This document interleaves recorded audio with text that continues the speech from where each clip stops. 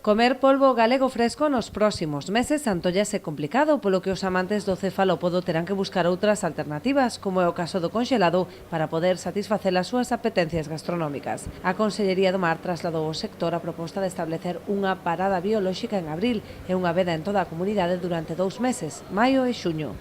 O obxectivo destas medidas técnicas é axustar a xestión pesqueira ao ciclo de vida da especie, de cara a protexer a súa reprodución e contribuir así a unha explotación máis sustentable. Ahora mismo, ainda ao día de hoxe, o que temos é un pequeno borrador. Ainda están agora acabando de resolver moitas dúdas que tiñamos.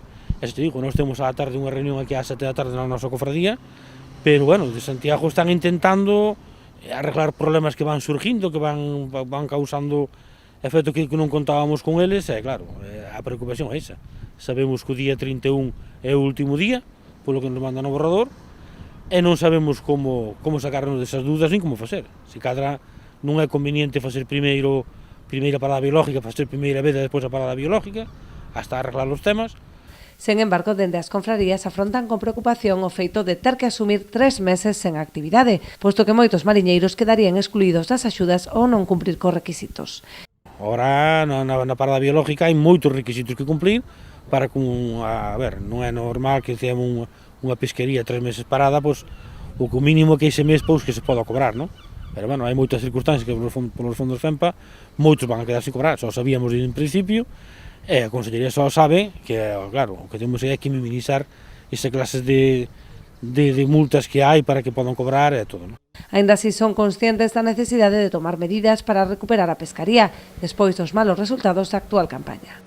Esta campaña foi mala, a verdade que foi mala. Empezamos un pouco ben, despois decaeu outra vez baixo outra vez, e agora empezase a pescar un pouquiño máis outra vez, non? O que si vemos é que estamos vendo que hai bastante pulpo pequeno, sabemos que depois un pulpo despois de medio quilo, cada 20 días querese 1 quilo, e, bueno, temos esperanza de que se vaya recuperando, non?